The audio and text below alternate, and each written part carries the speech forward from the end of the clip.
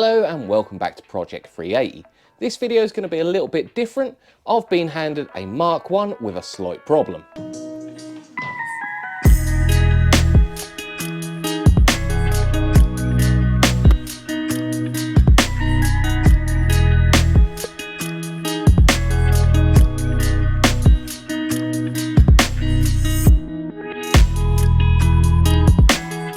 So the owner of this car came to me and said he was driving along like normal and all of a sudden he lost all power, the car came to a complete stop and never started again. So in this video I'm going to be doing a little bit of investigation work, a little bit of fault finding to see why this isn't running, but for something a little bit different,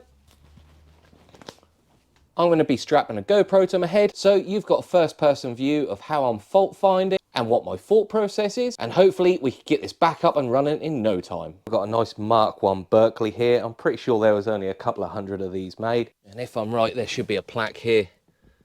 Yeah, so there was only 400 made and this is number 133. So first things first, before we try start it, we're going to check the obvious things. Well, there is battery and there is fuel, so I don't think it's battery related. Let's pop the bonnet and see what's going on underneath. Let's glove up,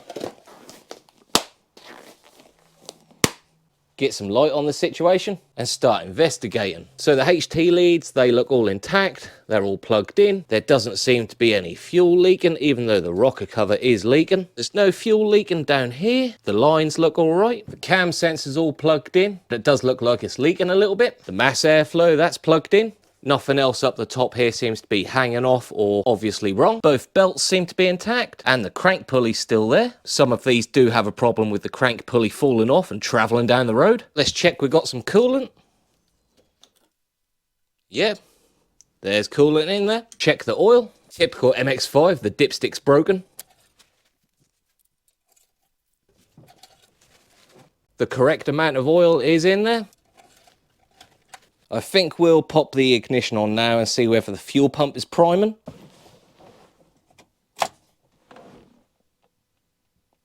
Yep, there's a slight little buzzing from the back. So that means our fuel pump relay hasn't gone. I'm going to pop a spark plug out and see whether that's going to tell us anything.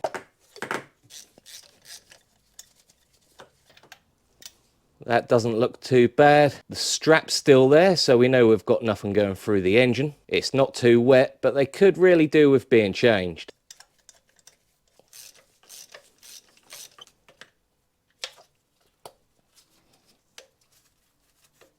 Something else we could do before trying to start it is using the diagnostics port to see whether there's any codes stored. Now for the Mark 1 and Mark 2, they have got an older style diagnostics port, which is not an OBD style. But you could pick up these little flash indicators off of eBay for about a tenner. The flash code diagnostics comes with a little cheat sheet, which tells you where to plug in what wire and what codes are going to flash up. If you're having trouble finding the ports where to plug everything in, just go to Google and type in MX5 Mark 1 diagnostics port and you should be greeted with this table telling you what port is what and what they all do. This combined with the cheat sheet, you shouldn't be able to go wrong. So this consists of an LED with 2 wires on it and a jumper cable. The positive of the LED has to go in this one here, which is B+.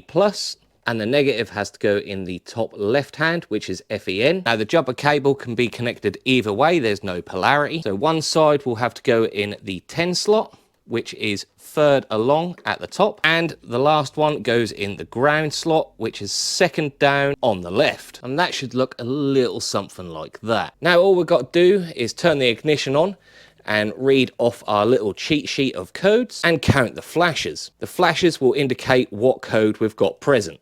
So turn the ignition on, run around quickly, and we've got no error codes whatsoever. We'll double check that, turn the ignition off, turn it back on. The LED's lit up, LED is off, and nothing. Definitely no error codes. This is a bit strange. We've got water, we've got oil, the oil's not milky, so we know it's not a head gasket issue. Everything seems to be plugged in and intact, and we've got no error codes. So now the only thing left to do is try and start the car. But before I do that, drop a comment down below and have a guess of what is wrong with this engine. So let's try start it. We'll make sure it's in neutral. Definitely in neutral. Ignition on, fuel pump's primed. Here goes. Well, that sounds like there's absolutely no compression.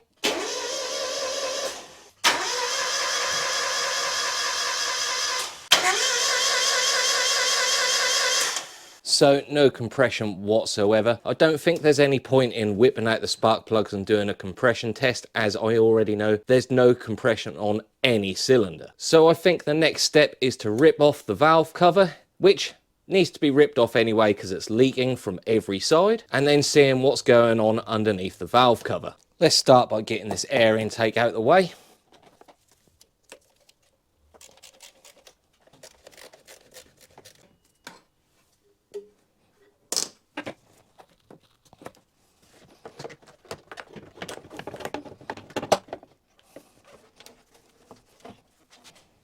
And the PCV valve can just be popped out.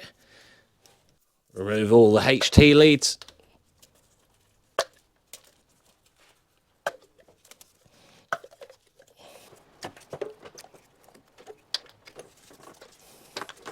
Now you need to disconnect the coil pack from the valve cover. You only really need to undo the top 2 bolts. They are a little bit tricky to get to, especially this one.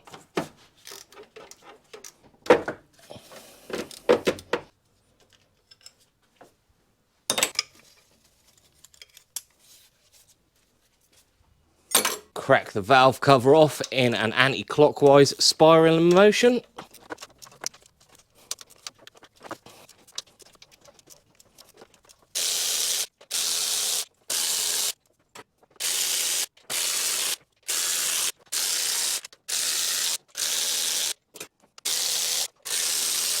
And then prise the valve cover away from the head. Well, I think we've found our problem. That looks like one very broken cam belt. Luckily, this is a non-interference engine, as in the piston, when it goes up and down, will never make contact with the valves. The only time there will be interference is if you've had loads of head gaskets and you've shaved the head a load of times, and even then it's very rare. Or you've got a VVT and it was at max VVT overlap and something catastrophic went wrong. So I guess we'll remove the radiator, strip the belts, remove all the covers, and make sure nothing else is broken or interfering underneath here. Let's get all these spark plugs out, pop a bore scope down there, and inspect for any further damage. Well, these were very overdue a change. As you can see, they've started corroding down here. But for some reason, number 3 was really oily. Hopefully that's just due to the rocker cover gasket. So I'll use a bore scope to go down into the spark plug holes. That one looks absolutely fine. There's no detonation, no valve slapping, and there's no sign that the spark plug has fouled the top of the piston. And the same with that one. That looks absolutely fine. I'm pretty sure this has never had a head gasket, and there is definitely no interference. Let's get things started by removing that under tray and the radiator, so we've got more space to work on everything else.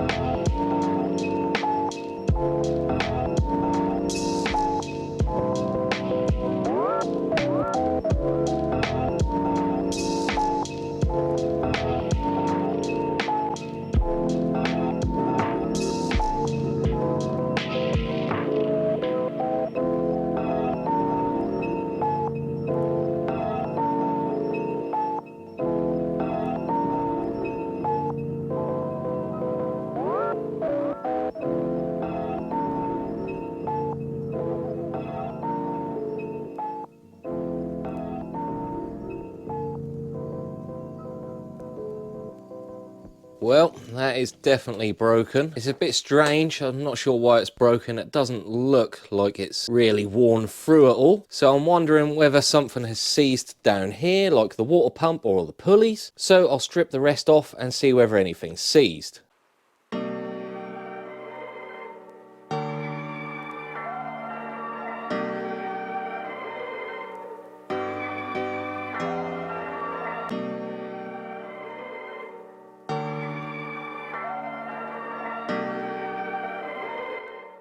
Well, that bottom crank pulley is completely seized on, so I'm going to put the camera down for a bit and work out this and try and get this off. Well, a lot of swearing, a lot of heat, a lot of hammering, and an hour later, that pulley is finally off.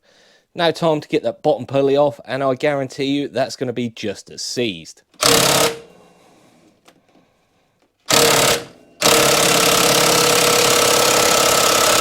Yep. Just as seized. So I'll see you in another hour.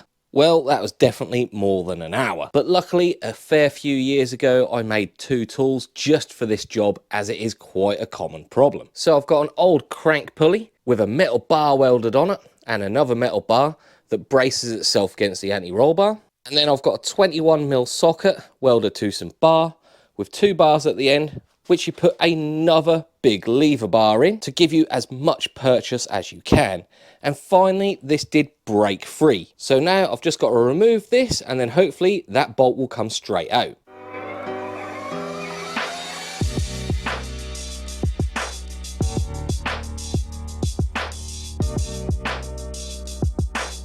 Well, that was an absolute nightmare, but the bottom pulley is finally off. So with everything out of the way and the timing belt completely out, it's time to see whether anything is seized. So we'll start with the tensioner. That's spinning, but it's very noisy and has a fair bit of play in it. The idler, too, that's noisy and has got a lot of play in it. The water pump, spinning nice and free. We know the crank turns, so let's just check that the cams turn over. That one moves. And that one moved. So it might be the fact that the front main seal is leaking and has corroded the belt, or the belt's just really old. So I'm going to hop on the internet, order a front main seal and a Woodruff key, a new harmonic balancer because I had to put so much heat into this. As you know, there's rubber on the inside of this pulley, and the amount of heat I had to put into this will affect it. And this is the original harmonic dampener. So this is due for a change anyway. Definitely going to have to order a new timing belt. Since we drained all the coolant and I had to take off the front part of the water neck to do the bottom crank pulley, we're going to order a new thermostat, as that's looking pretty old now. Going to grab some new aux belts. These are looking pretty old and corroded. And some new timing belt covers. These are pretty common. They do like to split where the metal sleeves go on, which I'm going to have to try and remove out of the oil pump. The bottom one especially is quite important, and how that lines up, as you have got some timing marks on it. And if these are split, the timing marks might be in slightly the wrong place. Going to also get a nice new water pump with tensioner and idler pulley. Since I'm going to be doing the front main seal, I'm also going to do an oil and filter change. Going to order some more coolant, as that's all in the tray down there. Nice new rocker cover gasket, as that was leaking and it's really stiff. And some new spark plugs, as they were looking really old. So from here, I think I'm going to pull off the main crank pulley with the Woodruff key and examine the seal behind it and hopefully put this all back together.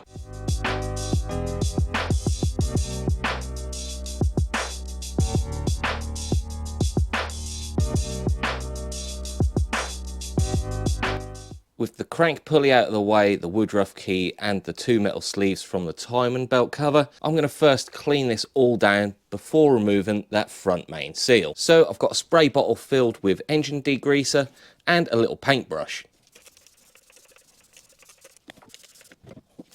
Then give it a good old blast with brake cleaner. Doing this is going to help to ensure that when you're changing the main seal, you're not going to push debris inside the engine and potentially damage the engine. To remove the main seal, you can use a seal remover, something like this, or a couple of picks. But if you are using a couple of picks, just be careful, you really don't want to scratch that crank. To use these, we just slide this part in between the crank and the seal.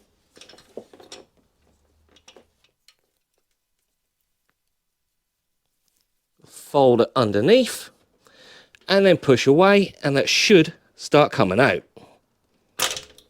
like so. Nice new front main seal. I'm going to put a little bit of oil on the outside and inside. That's going to help with the installation of the seal. Slide that on the crankshaft. Then using the Jass Performance front main seal install tool, slide the smaller part on first, then the bigger part, and then using the old crank bolt, wind that in until it stops. And take it all back off again. Now just make sure the inner skirt of that main crank seal is not pushed outwards. Make sure it's all tucked neatly inside. Now time for the water pump.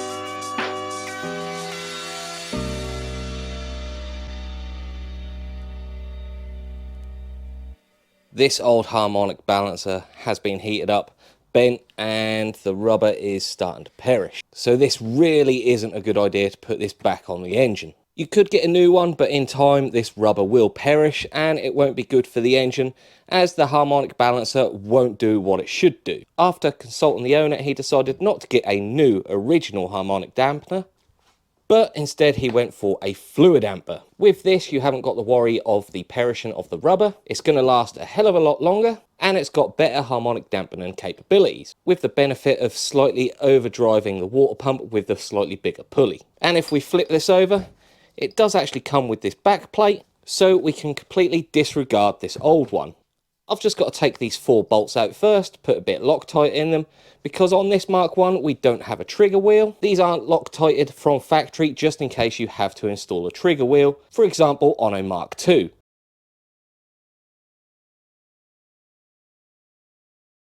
Just like the old one, it has got the locating pin and a hole in the pulley to line it all up perfectly.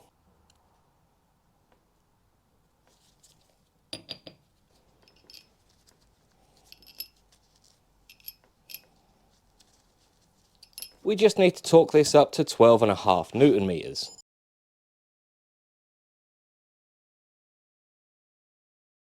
Just grab a small bit of grease, and I mean a small bit of grease. This is just going to help with the installation of the balancer and hopefully stop it corroding onto the crankshaft. So now we can pop the belt on. If you've got a Gates one, make sure the arrows are facing the right way. The engine rotates clockwise. Got a nice new lower timing belt cover, and as you can see, they've got the metal sleeves in there. So I'm going to give them a little bit of grease so they don't seize into the engine, and put that on the engine. Then we can put the new fluidampr on and install the brand new crank bolt, a little bit of blue Loctite. Then torque that to 160 Newton meters.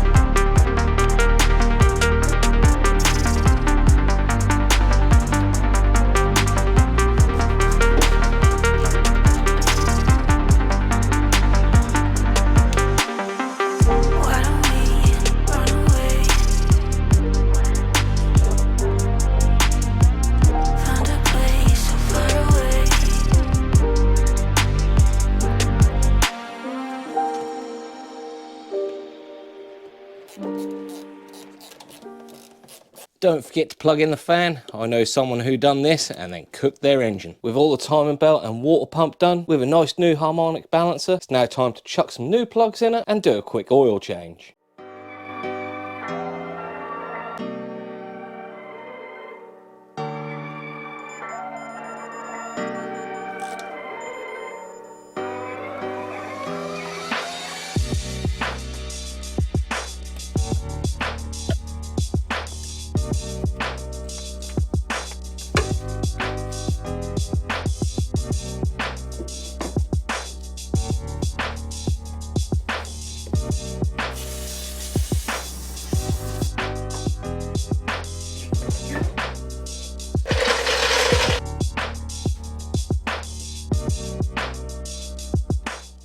see far too many Mazdas with broken dipsticks, so I'm treating this one to a brand new one.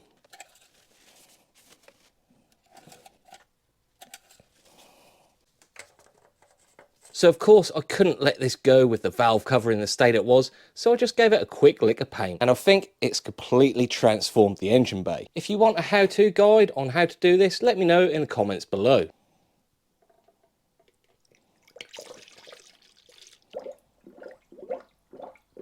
Now everything's back together and ready to go, but with the timing belt breaking, there's one thing we haven't checked that could have been damaged, and that is the oil pump. So what I'm going to do is pull the fuel pump fuse out and try start it and see whether it builds oil pressure.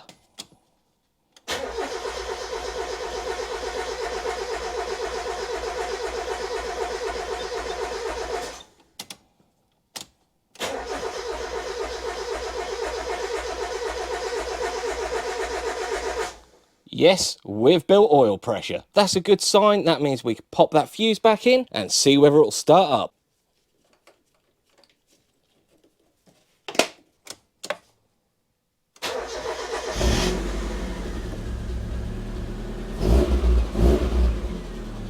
Perfect. So I'm just going to wait for the coolant system to bleed, let the engine come up to temperature, turn it all off and check everything again. Check for leaks and hopefully everything's all right. Well, this is sad. The first MX5 to start up in my garage, and it's not even mine. But everything's run up to temperature, the fans come on, the thermostat's opened up, so it's time to get rid of this, pop the radiator cap back on, recheck the oil, check for leaks, and take it for a test drive.